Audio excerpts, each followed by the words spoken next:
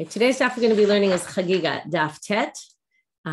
Today's daf is sponsored by Am Mirsky in loving memory of her mother, Rhoda Polachek, Zichronah Lebracha. She supported Jewish education and many organizations in Israel and the United States.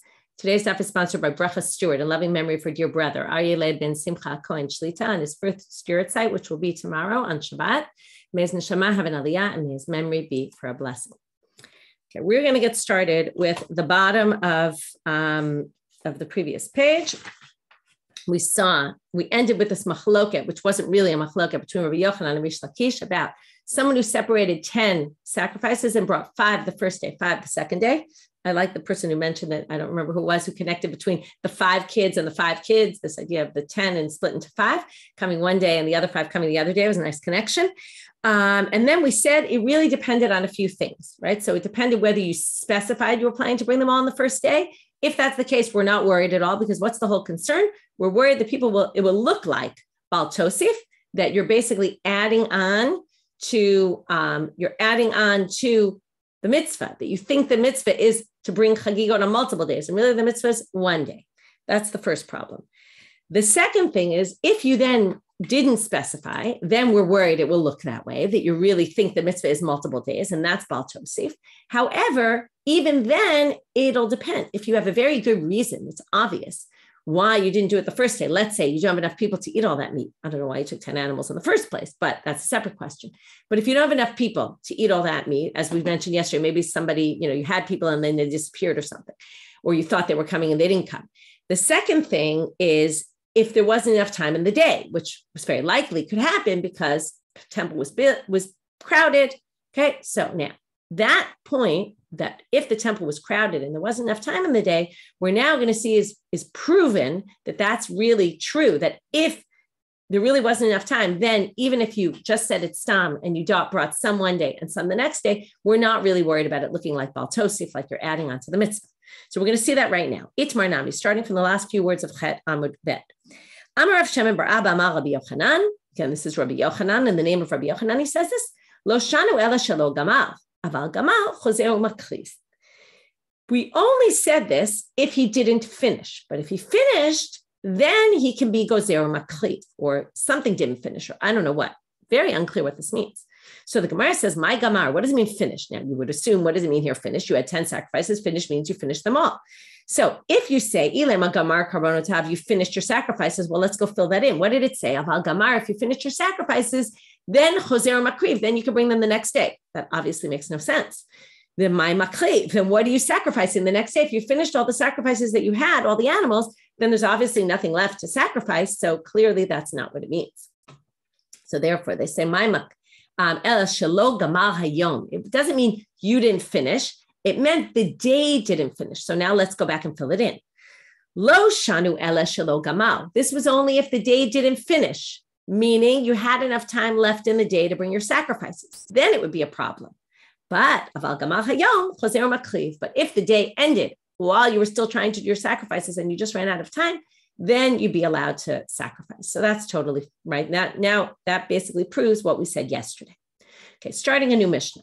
Okay, the first section of this Gemara is going to be very simple and very easy. And then we're going to start comparing other sugyot and getting into laws of Zav and laws of a Nazir. And it's going to get a little more complicated. And then we'll end with a much more simpler end of the daf. So we're going to have a little bit of a, easy, complicated, easy. Matniti, Mishnah. Mi shelo chag b'yom tov harishon shel chag chogeg et kol haregel. Okay, if you didn't bring the Chagigah on the first day of the chag, you can bring it the rest of the holiday, no problem, right? That's what we call the laws of tashlumin. You can fill it in, meaning you can make up. It's makeup. You can make up for it. And not only kol haregel, the yom tov ha'acharon shel chag, and not only that, even on the last day of after Sukkot. It's not really the last day of Sukkot, right? Pesach has 7 days. First day is Chag, the last day is Chag. Sukkot has 7 days. First day is Chag, that's it. 8th day then is an added day called Shmini Atzeret. We learned already in Sukkah. It's regel b'fnei atzmo. It's got its own laws. Pazar kashav, that's the acronym for all the 6 ways that it's different. It's a little bit of machlokot about what those 6 things stand for. You can go look it up if you want to review. Apropos, we're going to talk about review later in today's daf, so I recommend it. Anyway, we say here, you're supposed, right? You can basically even make it up on Shmini Atzeret. The first question of the Gemara is going to be, how do we know you can make it up on Shmini Atzeret? Because theoretically, the din of Tashlumin should be like on the average holiday, 7 days. So there we really get an 8th day. In other words, 7 days to do the sacrifice, we get an 8 days to do it instead of 7. Right? It's really 6 days of Tashlumin normally. In this case, it would be 7 days of makeup option. Aval haregel v'lo chag eno chayav ba'achrayuto. If the regel passed and you didn't do your korban chagigah, now eno chayav ba'achrayuto usually means you're no longer responsible. In this case, it's not only you're no longer responsible, it's that you actually can't do it anymore. You can't say on the day after Pesach or the day after Shmini Atzeret, oh, I want to bring a korban chagigah. I missed it. I want to bring it today. No, they will not accept it from you. And how do I know that's what it means when it says eno chayav ba'achrayuto? Because if you look at the next line, it's very clear. Al zen emar, and now we're going to quote a famous pasuk in Kohelet, which is going to be darshaned in a few different ways in our Mishnah and later on in today's daf. Al zen emar muvat lo yuchal litkon v'chesron lo yuchal lihimanot. This is where it says in Kohelet, chapter 1, verse 15, it says something that is crooked cannot be fixed, and something that is missing cannot be, and now lihimanot, we're going to have to explain what that is, okay? It really should be something that's missing, right, cannot be filled in. That's the way we would think the pasuk means. We'll have to explain what it means. Lihimanot means to be counted. We don't know yet what that means. But basically, the point is, this is a situation that cannot be rectified. Done. Okay? You missed your chance. We're now going to have different Tanaim who are going to bring different explanations of this verse. It's not clear if they really disagree with each other, although maybe Rabbi Shimon Bar Yochai is coming to say this is really the only way to read this verse, or they're just adding different options. Rabbi Shimon ben Menashe Omer, Ezehu muvat shu eno yuchal lihitaken. What's an example of something messed up that you can't fix? Zeh habal ha'erva holi mimena mamzer. If you sleep with a woman you're not supposed to have relations with, and you have a child, that child, if it's one of the ervas in the Torah, the forbidden relationships, the child is a mamzer, and there's no going back on that, right? You all know that. If that happens and you have a child, you can't just erase and say, oh, that never happened. There's no way, obviously, to undo that kind of action. Im tomar b'goneh v'gozel, if you want to say, well, maybe stealing is something you can't go back on. No, yacholu lachziro v'yitaken. You can return the stolen item, and it can go back to the way it was before. Now, you might say it can never really go back, right? What about emotional damage, right? Someone who gets robbed, they feel violated. Okay, we're not going to deal with emotional. We're dealing here on a very practical level, right? So you stole something, you bring it back. The person has their item back. Okay, all is good. Rabbi Shimon Bar Yochai Omer, ein kolim me'uvat. That's why his language sounds like you only call someone me'uvat. Me'uvat means that it's crooked. It got messed up. If something gets messed up, it means it had to have been good to begin with. So he says, ein kolim me'uvat ela lemi shaya metukam betchila v'nitavet. It has to be they were good in the beginning, they were fine, and then they got messed up. So what would this be? This is the absolute worst. Someone who was a Talmid Chacham who sat and learned Torah and then left and stopped learning. That's the absolute worst, because you're basically, right, saying, okay, goodbye to Torah. Okay, right? This isn't, you're leaving the path. Okay, mu'uva. That's what he calls crooked, because you started off straight and then you went off. So let's get back to the beginning of the Mishnah. Later, we'll get back to the end of the Mishnah. How do we know that you can do this on Shmini Atzeret also? We're going to have two answers, two different drashot from the Torah. Amar Rabbi Yochanan mishum Rabbi Yishmael, ne'emar atzeret b'shvi shel Pesach. This is Rabbi Yochanan speaking in the name of a Tana, Rabbi Yishmael. The ne'emar atzeret b'shvi shel Pesach, v'ne'emar atzeret b'shmini shel Chag. The last day of Pesach is called Atzeret, and the last day of Shavuot is called Atzeret. Therefore, we're going to say, Gzeira Shava, what's true for one is true for the other. Just like you can make up on the 7th day of Pesach, therefore you can make up on the 8th day of, right, on the Shmini Atzeret, the 8th day of Sukkot, which isn't really the 8th day of Sukkot. So now the Gemara tells us, wait a minute, mufne. That pasuk has to be free, that word. Okay, what does it mean free? There's laws of Gzeira Shava. There's a few laws that we've learned before. I'll repeat them. Number one, you always have to have a tradition that there is some sort of Gzeira Shava here. You can't just make it up on your own. Like a Kavachomer is logical. You can make it up on your own, but you can't make up a Gzeira Shava. It has to be by tradition. Another thing is, if you can question it and knock it out for some logical reason, you're allowed to knock it out as long as the word that you're learning from is necessary in the verse. And then you can say, it's necessary in the verse, and I'm not going to learn Gzera Shava. But if the word is not needed in the verse, meaning it's an unnecessary word, and we have a Gzera Shava, even if I can knock it out by logic, it doesn't get knocked out. Okay, it's a much stronger. There's basically levels of Gzera Shava. There's Gzera Shava, which the word is really necessary in the verse, and then I can make a Gzera Shava, but if there's a question, we can knock it out. And in addition, though, if the next level is, if it's not necessary that word in the verse, then it's a very strong Gzera Shava, and I can't knock it out. So now here comes the Gemara. It says it must be, it's mufne, because otherwise I could knock it out. Meaning we don't need the word atzeret in the verse. Okay, why? De'ilav mufne, if it wasn't unnecessary and it was needed in the verse, then ikal mifrach, I can knock out this kal v'chomer very simply. It's probably what you would have told me. You can't compare the 7th day of Pesach to Shmini Atzeret. Why not? 7th day of Pesach is just a continuation of all the days of Pesach. So you want to have Tashlumin. It makes perfect sense. Of course, you can do Tashlumin all 7 days. But Tomar b'Shmini shel Chag shechaluk mishal fanav. The 8th day of Shmini Atzeret is an extra day. It's different from all the others in what we said. Pazar Kashav, it's got 6 different ways that it's different from the previous 7 days. And therefore, you would say very simply, who says you could do Tashlumin on the 8th day? It's its own separate holiday. So you can't do Tashlumin of the first holiday on the second holiday. So they say, therefore, it must be line afnuya mufne. It really, and now they're going to prove it. It really is unnecessary, that word atzeret. And once it's unnecessary, we don't care whatever logical argument you provide, we can override it. Okay? And that it's the Gzera Shava is stronger than that. How do we know the word atzeret is unnecessary in the verse? Because michti my atzeret. Why does it say atzeret in the verse? What does atzeret mean? You ever think about the word, right? Shmini atzeret, we say it all the time. But what does it mean? Atzeret means atzur b'asiyat malacha, right? It's, okay, you can read this maybe in different ways, but atzur means stop doing malacha. You can read it as a command, or it's stopped from malacha. Okay, basically it means a day you can't do work. That's what atzeret means. That's why the 7th day of Pesach is called atzeret. That's why Shmini atzeret is called atzeret. Basically means it's a yantif. You can't do work. So, but you don't need the pasuk to tell you that you can't do work using the word atzeret, because it already says lo haktiv. It already says lo ta'aseh malacha. It already says don't do work. So we know you can't do work. So you don't need atzeret in addition. And therefore, atzeret tekatav rachmana lamali elash mamina lafnuye. That extra word must have been there to make this comparison to Pesach, to learn that just like in Pesach on the 7th day, you can do Tashlumin. Also on Shmini Atzeret, you can do Tashlumin. You can make up if you didn't do the Korban Chagigah. So now, Vitana Maite Lamehach, a different Tana brought it from a different source, Titania. Okay, let's read the whole verse first, because that'll help you. Okay, we're going to read, it's Vayikra, chapter 23, Pasuk 41, Mem Aleph. It's in the middle of Emor, where it discusses all the Chagim. It says, "V'chagotem oto chag laHashem." You should celebrate it, a holiday for God. This is Sukkot.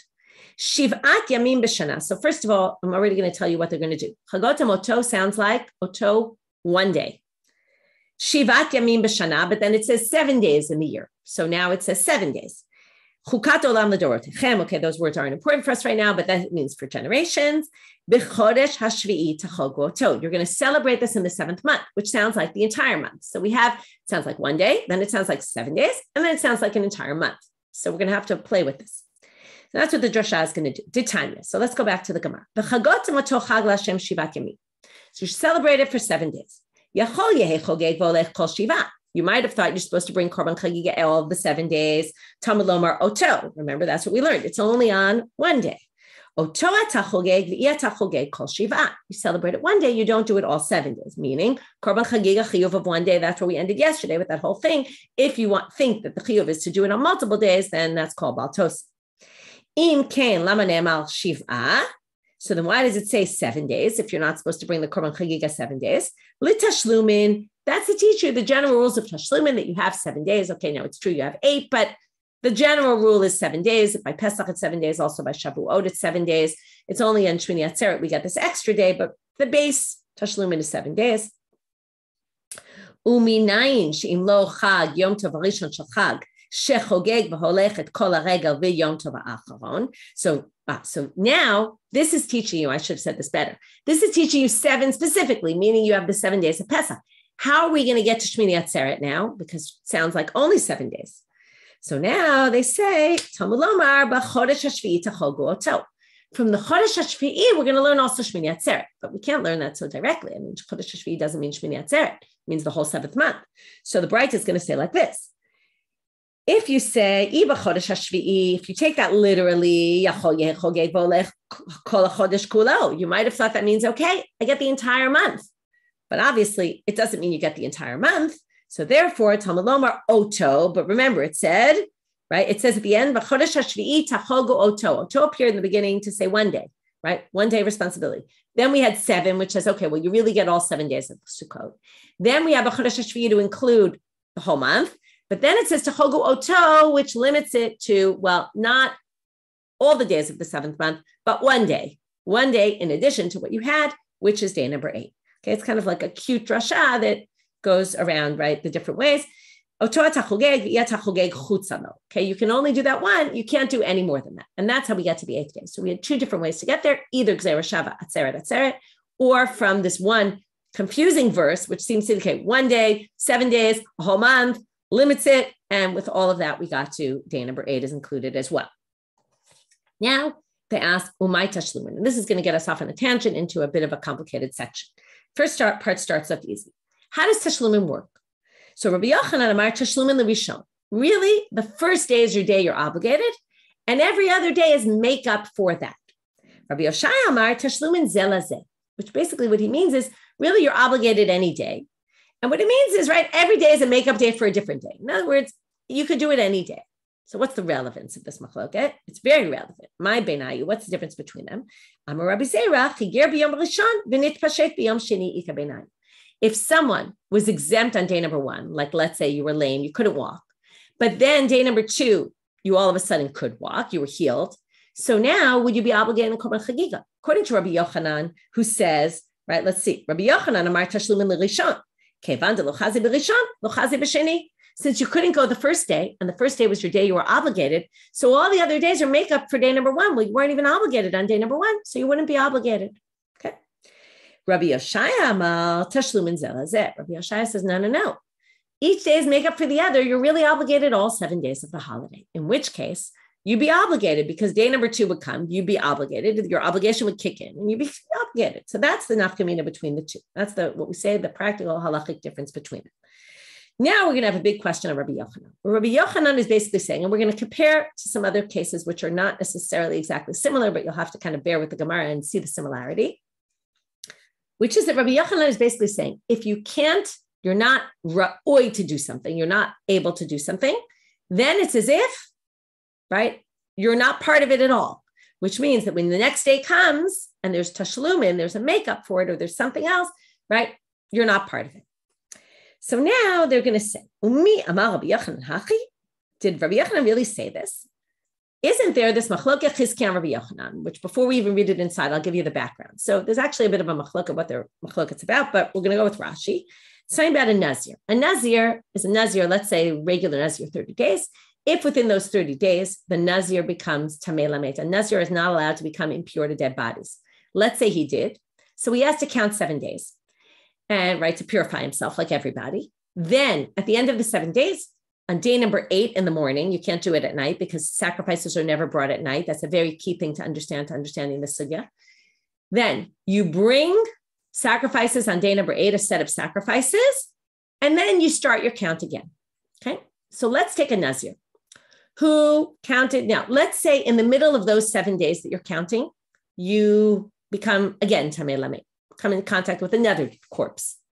Well, what do you have to do? You count 7 days from that new point, but you don't have to bring 2 sets of sacrifices because you're already within, right? You haven't yet been obligated to bring sacrifices. Okay. The issue is like this. If you were obligated to bring sacrifices and you haven't yet, let's say it's 10 days after, okay, your 7 days went, you didn't go to the temple the next day for whatever reason, or the day after, and then you became tamei lamed again, impure to a dead body. What would happen? You would have to bring ultimately 2 sets of sacrifices, one for the first, one for the second. That's very clear. Even though you didn't sacrifice them, it doesn't matter, right? You can't say those are connected. So now the big question becomes, what if on day number 8 you became tamei? Okay, so now day number 8 splits into 2. There's the night and there's the day. Why is there a difference? Well, the day, as soon as you wake up in the morning, you're obligated in a sacrifice. So if it happened later in the day or at any time in the day, basically you'd say, well, the obligation for the korban of the first set kicked in already. And therefore you'd have to bring, right, again, you'd have to wait your 7 days and then you bring 2 sets of sacrifices. So that's how we're going to start. Nitma, so Chizkiah, Amar Chizkiah, didn't Chizkiah say? Chizkiah is not going to really concern us, but he argues with Rabbi Yochanan. Chizkiah says, Nitma bayom mevi. So if you get impure in the day of the 8th day, you have to bring a new set. But balayla eno mevi. That night is right in between. You haven't yet been obligated in your new set of sacrifices because the obligation only kicks in the morning.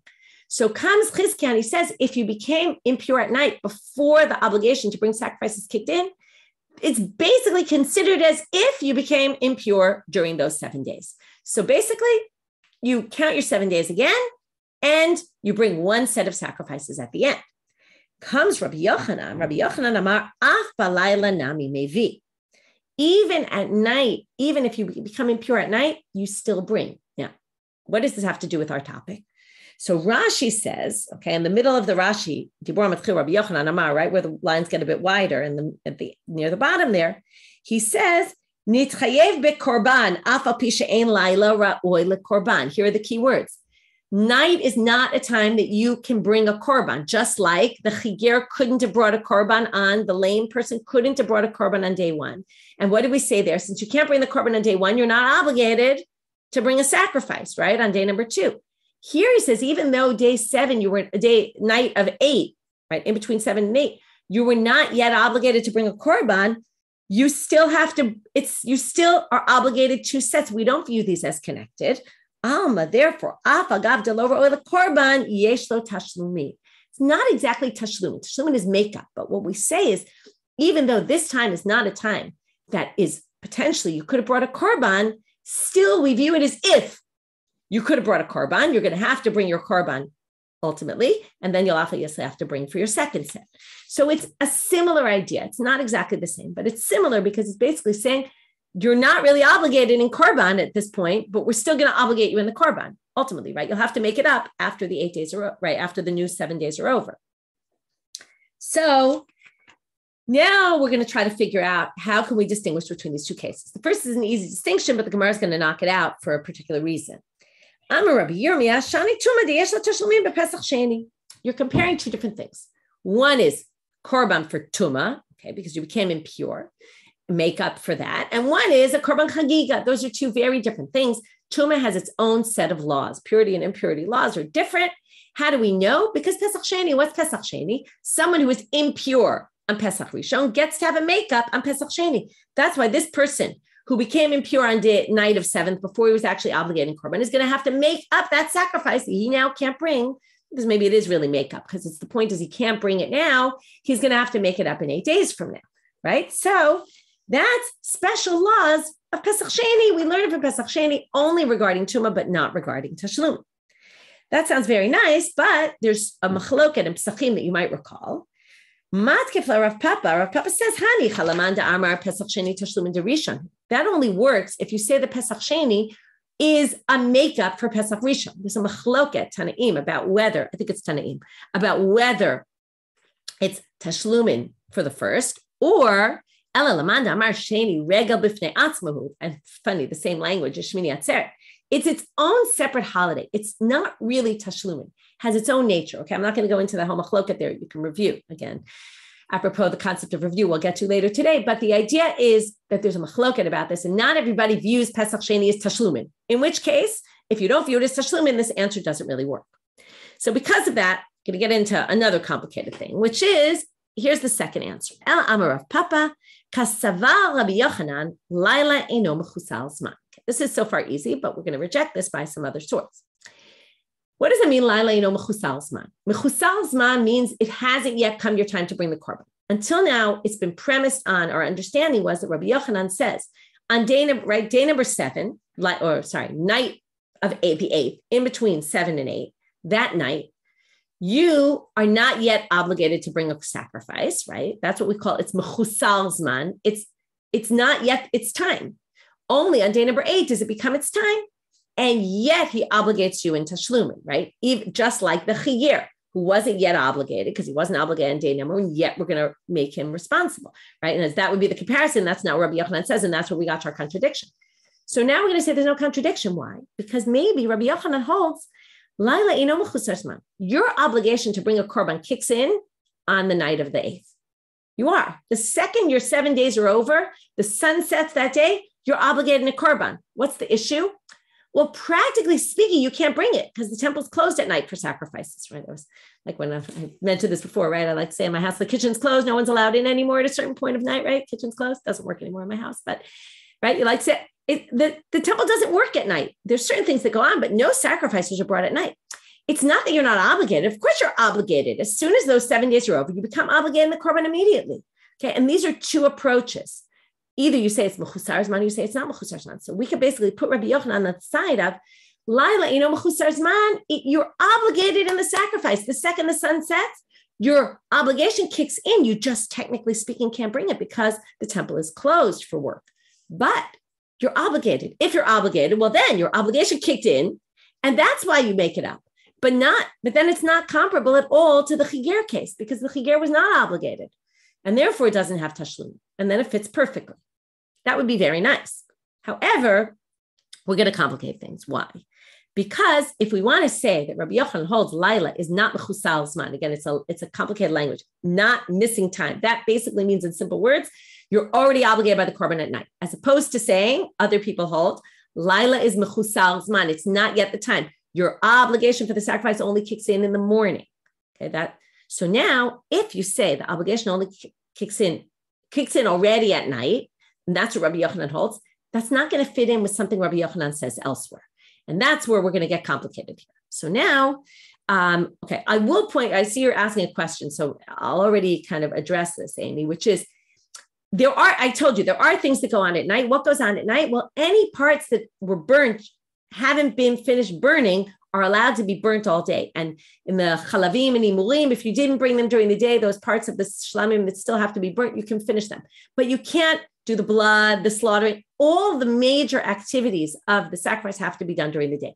There's things that we leave all night burning on the altar. And if you didn't burn them, you can still burn them. But those aren't the four major parts of the sacrifice. Okay. The four major parts are, we'll get to this a lot when we get to Zvachim, but slaughtering, collecting the blood from the slaughtering, that's called shchita, kabbalah, accepting the blood, holacha, walking it to the altar, and zrika, pouring it on the altar. When you sprinkle the blood on the altar or you pour it on the altar, depending on which sacrifice, those are the four main parts. The burning, even though you think that that's the main part, it's secondary. So some of the burning can be done at night, but that's secondary entirely. So now we have a problem with Rabbi Yochanan. Background to this is a zav. A zav is someone who has a discharge. It's a clear discharge from his body, from his private parts. Now, this discharge, he needs to have, he could have one sighting of something coming out. That's just bal keri. That's a regular seminal emission, it's called. You tovel that day, you're not a zav. If, though, he sees a second one, then the first one becomes connected to the second one, and that's already called a zav. He needs to wait 7 days. This is either he sees them both in one day or one day after another. And then the third time, he already has to bring a korban. Okay, so again, the third time, either days 1, 2, 3, or even with 3 within 1 day. So that's called a zav, and he has to bring a sacrifice. So now we have a situation where someone was a zav. It's just like the Nazir. He was a zav. He had his 7 clean days, just like a zavad needs 7 clean days. For a woman, where a woman, it's blood, it's different. But 7 clean days. Then on day number 8, he's supposed to bring a sacrifice. What if same thing happens? Before he gives his sacrifice, he sees again. So again, if he sees and everything happens during the day, obviously he's going to have to bring 2 sets of sacrifices when he gets to the end of the new 7-day period on day number 8, because they're 2 separate ones. The question is, what if he sees at night? How do we combine them? Now, the issue is going to be, what if he sees 1 at night and 2 during the day, 2 at night and 1 during the day? What's the halacha? So, and this is going to affect whether you say, is Laila the time for a sacrifice or not? So at this point, we think that Rabbi Yochanan says the Laila is already time for the sacrifice. It kicks in as soon as the sun sets. So if it kicks in as soon as the sun sets, what will we expect Rabbi Yochanan to say here? Any kind of sighting of zav right? The next day, right? That night is already going to be a separate thing. You're already obligated in your korban. You'll have to bring 2 sets, but that's not what he says. Rabbi Yochanan says, if 2 of the sightings of the Zav, the discharge, were during the day and 1 was at night, then since the majority were during the day, maybe, you see clearly he distinguishes between night and day, which according to what we said, Rabbi Yochanan shouldn't distinguish. But if 2 were at night and 1 was during the day, then you wouldn't have to bring because the majority were at night. That means it goes with the previous section. That would seem to say because your obligation for korban hasn't kicked in yet. And if you want to say, Rabbi Yochanan thinks night is not missing time, meaning night is already time for the sacrifice, right? Your obligation already kicked in. Even 2 at night, you would have to bring a new set of sacrifices, right? You'd have to bring 2 sets. So what do we answer? Rabbi Yochanan was saying, I don't hold this way, but those who hold that the night is mechusar zman and the obligation is not yet kicked in, not me, but to those who hold this, they would say that if 2 were at night, you wouldn't be obligated. Okay, so now, to which the Gemara says, that's how you want to understand Rabbi Yochanan? The Divrei HaOmer Pshita, right? Let me ask you, if I had asked you this question before we read this inside, would you have needed me to tell you that? No, obviously, if the obligation only kicks in the morning and you see 2 Re'iyot at night, obviously we're going to connect that with the previous 7 days. That's their whole logic, that not right until you're obligated in korban, anything that happens goes with the previous. So you wouldn't have needed to tell us that. So they say, and here the Gemara says one little line, which assumes you know a lot, which we don't necessarily know. So the Gemara says, well, Shtayim, what did they really want to tell you? They wanted to tell you Shtayim b'yom ve'echap halayla itzri chale. The real chidush was 2 during the day and 1 at night. That's the case they needed to tell you. Why? That's the chidush. That's the thing you wouldn't have known. Why? Sal kadata chamina ki atkafta de Rav Shisha b'rei de Rav Idi kamash malan ki de Rav Yosef. You would have thought like the attack that Rav Shisha b'rei de Rav Idi had on Rav Yosef, that we hold like him, and it's coming to teach you we hold like Rav Yosef. Period. End of story. Okay, very nice. That's very helpful. But what on earth are they talking about? So they're talking about a sugi and kritu, okay? Sugi and kritu, which is talking exactly about this. Kritu is a masechet that deals with karet issues. Much later on in Shas, we have a long time to get there. So Rav Yosef there says, okay, again, understanding that the first re'iyah, really, I told you already, you see 1, it's like you're a zav, you're like a bal keri, just someone with a seminal emission. Then you have 2 subsequent ones, you become a zav, right? You have the second one, you become already a zav. The third one, you become obligated in a korban. So Rabbi Yosef says, Yosef's chiddush is even though at night you saw 1, now 1 by itself is just bal keri. So therefore, what would you have thought? You might have thought that 1 by itself is going to just, since you're in between the stage, you're not obligated in korban, and then 2 happen the next day, you might think that 1 doesn't really connect with the other 2 because they're split by this korban in the middle. So therefore, he says, no. His chidush is exactly what Rabbi Yochanan says. And that's why we're saying Rabbi Yochanan is coming to say, I hold like Rabbi Yosef against Rav Shisha, which is that 1, because Zav in general starts with 1 and moves to 2 and then to 3, that 1 connects with 2 and 3, even though they're split between this night and day. And it's not just any night and day, it's right exactly when you be obligated with korban, and the night usually goes beforehand. So because again, we're saying, according to those who say Laila is mechusar zman, which means the Laila really is going to connect with the previous section. If you had seen, let's say 3 at night, you for sure wouldn't have to bring a new korban. So therefore, you would think maybe to split. Comes Rav Yosef and says, no, we don't split. Whereas Rav Shisha says, no, we would split right there. The 1 is just bal keri, so we're not going to connect it with the other 2, okay? Because you have the chiyuv korban in the middle. So that's the chidush of Rabbi Yochanan. And again, this is all Rabbi Yochanan according to those who hold Laila's mechusar zman. But that's not what Rabbi Yochanan himself holds. And why did he teach us this? The chidush was the case where it's 2 during the day and 1 at night. You might not have thought you could connect them to become a zav gadol, which would then be obligated in a sacrifice. Comes Rabbi Yochanan and says you would be obligated to sacrifice if you hold that day number 8 is only when it kicks in and not at night of the 7th. Okay. And that's what he's saying. According to you, still you would connect these three and you would become a Zav Gadol. You'd have to bring 2 sets of sacrifices. Okay. That was the complicated part. Hope you got it. If not, it was enough for the Gemara just to say, you might have thought like the Atkafa of Rav Sheshet, Kamash Malan Rav Yosef. Okay, we can move on. Okay, so don't feel bad if, the Gemara didn't bother to tell you all the details. So it's okay if you didn't follow everything. Okay, next to the easier part of today's stuff. As I said, we started easy, we got a little complicated. Now we're back to the simple stuff. Abar haregel v'lo chag. If you missed your chance, eno chayav b'acharayuto. V'al zen emar muvat leuchal litkom v'chislon leuchal limanot. So Amalei Bar Hehe Lehillel, it's a bit of a strange name. Bar Hehe, some people say he was a convert, son of Avraham and Sarah. And Avraham and Sarah both got Hayes added to their name. So that's why they called him Ben Hehe. I don't know if that's the case, but some people say that. It's cute.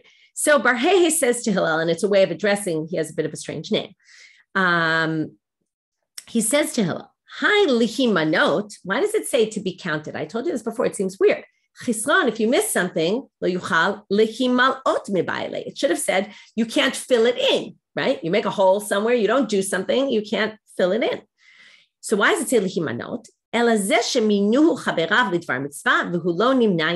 This is a case where your friends all get together to do a mitzvah, right? They decide we're going to go visit people in a hospital, and you don't go with them. You've missed your chance. What is lehimanot? To be counted among them. You're not going to be counted among those people who did the mitzvah. Some people say what this is trying to say is there's value, just like we daven in community, there's value to doing mitzvot in a communal manner. And if you missed your chance, right? I guess if I don't go somewhere, so I kind of didn't do something, but maybe we call that what we say, sheva al tasa. I just didn't do anything.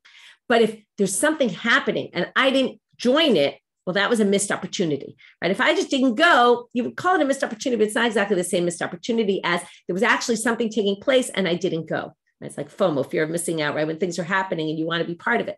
So here it's looking at it from a bit of a different perspective, but that's what they're saying. So you basically lose your chance and you can never make that up because even if they go to the hospital tomorrow, you missed your chance of going to the hospital today. Tanya Namihachi, and there's a braita to support this explanation, which we learned in Brachot, okay, in Masechet Brachot. Tanya Namihachi, mu'uvat lo yuchal litkon, zeh shebitel kriyat shema shel shacharit or kriyat shema shel arvit. What's a thing you messed up that you can never fix? That is missing Shema in the morning, missing Shema in the evening, or O shebitel tefillah shel shacharit, O tefillah shel arvit. This is if you missed shacharit, you missed arvit, you missed a prayer. Okay, obviously also you missed mincha, but they were comparing it to Shema. So if you missed a prayer, that's muvat lo yuchal litkom. Now the Gemara there says, if you remember, it's a very famous Gemara, it's the very beginning of the 4th chapter. It says, what do you mean? What about tashlumin? You can also do tashlumin when it comes to davening. You can make up, you can do the next, if you miss shacharit, you can do mincha and say Shemona Esrei twice. But they say, yeah, you can get schar tefillah, you can get the reward of praying, but you miss schar tefillah bizmana. There's something to be said for davening in its proper time that you can never make up. So you can make up partially, but not fully. Then that braita continues, and this is really why we brought it here. Okay, so this is friends who did bar mitzvah, and he's not counted among them. Okay.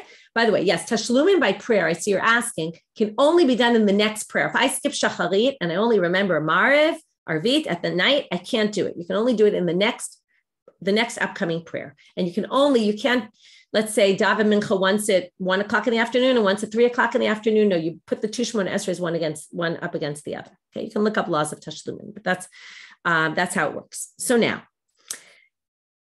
since we had this bar hey, we're now going to have another thing. Amrle. So now we just said the chesron le'yuchal limanot. That's exactly what we said it is. Amrle ben hey lehilel. So now they say, my dichtiv v'shavtem u'reitem ben tzadik l'rasha ben oved Elohim la'asher lo avado. So another question he says to Hillel, what is this verse in Malachi where it says, and I'm going to go back and look between, I'm going to basically, I guess, distinguish between Tzaddik and Rasha, righteous and not righteous, right? Not righteous and evil person.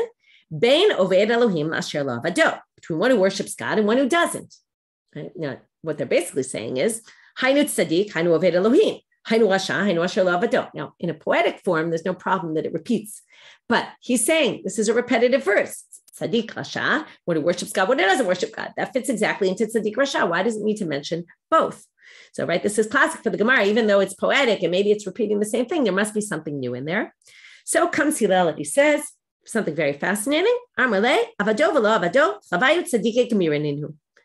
one who worships God and the one who doesn't worship God, they're both tzadikim gemurim. Okay, they're both really tzadikim. Okay, that's a little strange. What does it mean you didn't worship God?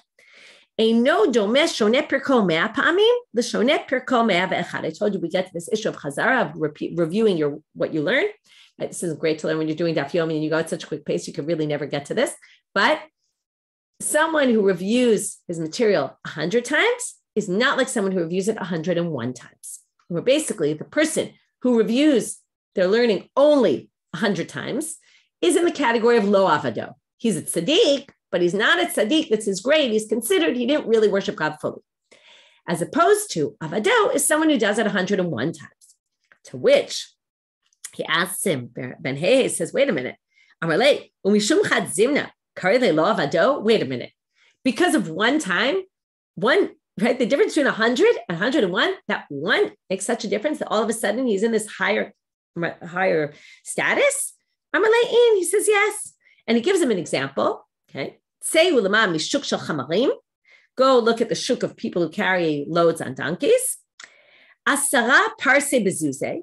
If you want to go a distance of 10 parsaot, it costs a zuz, right? To have the donkey rider take it. The price doubles at 11. Why? Because a normal trip is 10.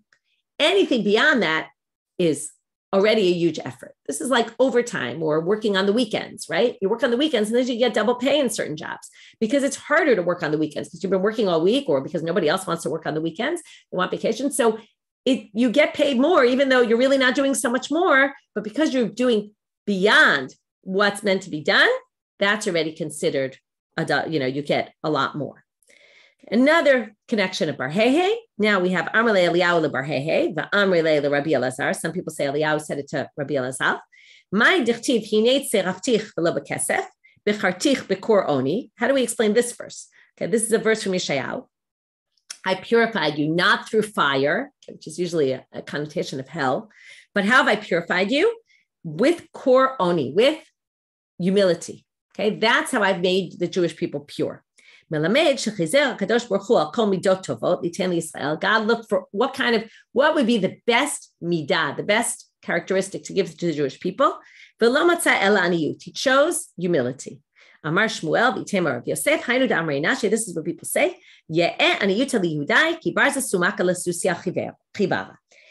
Humility on the Jews is like a red strap on a white horse. A red strap on a white horse is going to make that white really shine. So humility on the Jewish people is going to make our purity really shine. Okay, it's a very beautiful idea. It's not really connected. It came here because of Ben Hehe. Once we mentioned him, we're going to mention some other things that happened with him, even though this one was even questionable whether it was him or not. Okay, Rabbi Shimon ben Menashe Omer. Now we're going to go back to this case. If you sleep with a man sleeps with a woman who it's forbidden for him to sleep with, and they have a child, that child's a mamzer, and that is irreparable damage. Holid in, lo holid lo. It sounds like only if you had a child is it irreparable damage, but not if you didn't. Now that's going to be a problem. Vahatanya, doesn't it say in a Braita? We're going to start with the contradiction. We're going to continue in the Braita, even though it has nothing to do with the reason why we brought it here in the Gemara, but we'll read the whole Braita. Rabbi Shimon ben Menashe Omer, Gonev Adam, efshar shechzir gnevo v'yitaken. Steal something from someone, you can return it and fix it. Gozel Adam, you rob from someone, right? There's two different gneva, gzela. I'm not going to get into the differences. We'll get to that in Bava Kama. Efshar shechzor gzela v'yitaken. Okay, you steal something either by force, not by force. Okay, you steal it either which way, you can return it. Habal eshet ish. Someone who sleeps with a woman who's married, a man who sleeps with a woman who's married, what happens? The law is she's not allowed anymore to be with the person who she slept with now. And she's forbidden also to her previous husband. So now, asara leba'ala, right? So a man sleeps with a woman. This is with her consent. We'll get to all that soon. But if he sleeps with her with her consent, then that is a mistake that can't be undone because even if they don't have children, she's no longer allowed to be with her previous husband. So asara leba'ala nitcha min ha'olam ba'alachlo. According to Rabbi Shimon ben Menashe, right? This guy is dumb from the world, right? He's doomed because there's no way to fix this. Because now she can't go and be with her previous husband. Rabbi Shimon ben Yochai Omer, this is, again, I told you, this second part has nothing to do with it. This is just other definitions of things that can't be fixed. Bakru gamal, bakru chazil, In the temple, they would always check the animals to see if they have blemishes. Now, they never check camels and they never check pigs because you can't bring them for sacrifices. So who gets checked? Only the lambs, only the sanctified things, right? So what do I mean by this? Who gets checked? Who's the one who we say you can never fix your mistakes? Only a Talmid Chacham, it's someone who is on the path and then left it. That matches what he said before. It's just more descriptive. Rabbi Yehuda ben Lakish Omer, Kol Talmid Chacham shebereish min haTorah, is now going to expand on Rabbi Shimon Bar Yochai.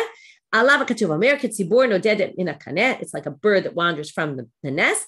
Kain ish noded b'mkomo. Basically, this is where his main place was, and then he basically left it. Okay, like a bird that leaves their home base. V'omer, in another verse, Mamatzu avotechem bi'avel ki rachaku me'alai. Right, the whole idea is they distanced from me. They had to have been close to me in order to distance. Okay, but now we want to get back to this thing. We're going to have 3 answers, and with that, we'll finish for today. One source says it's irreparable damage just by sleeping with a woman who's a forbidden relation to you, because she now, right, a woman who's married, she can no longer go back to her husband. And then we had, if you sleep with a woman who's forbidden to you and she has children, it's irreparable. But it sounds like if she doesn't have children, you can just act as if it didn't happen. I mean, you can't really, again, this is forget about an emotional level on other levels, but theoretically you could do tshuva and nothing has changed in the world. Really, there's no physical, concrete thing that's different. So, lo kashya, kam ba'achoto pnuya, kam ba'eshet ish. When it said only if you have children, that's if you sleep with your sister, one sleeps with his sister who's not married. Now, in that case, there's no eshet ish problem. So she's not forbidden to her husband, and the only irreparable damage will be if she actually gets pregnant and has a child. The child will be a mamzer. V'bait ema, answer number 2, hava abe eshet ish. They're both talking about married women, not like we just said. I said before, if he rapes her, then she's allowed to go back to her previous husband. So that would be the difference. If he rapes her, she can go back to her previous husband, then there's no irreparable damage. That would be the first source. Only if she has a child, then it can't be changed because she's forbidden. If she has a child, then the child's a mamzer, can't fix the problem. V'bait ema, last answer, hava ones. Maybe they're both raped, and this is a very difficult halacha to accept, but it is one of those difficult halachas to swallow, which is if you're married to a kohen and you're raped, then you can't go back to your original husband either. So then they say maybe another answer would be hava ones. Both are talking about where the man raped the woman. Okay, either, right, a forbidden relation and didn't have children, or a forbidden relation and did have children. Lo kasha kam be'eshet kohen, kam be'eshet Yisrael. If it's an eshet kohen, the damage is irreparable even without having children. The other source then would be an eshet Yisrael, where it's not irreparable damage because she was raped and it wasn't consensual, and therefore she could go back to her husband. It would only be irreparable if she had a child. Okay, on that lovely note, we will finish our daf for today. Have a Shabbat Shalom, everyone, and getting to some interesting dapim coming up. Shabbat Shalom.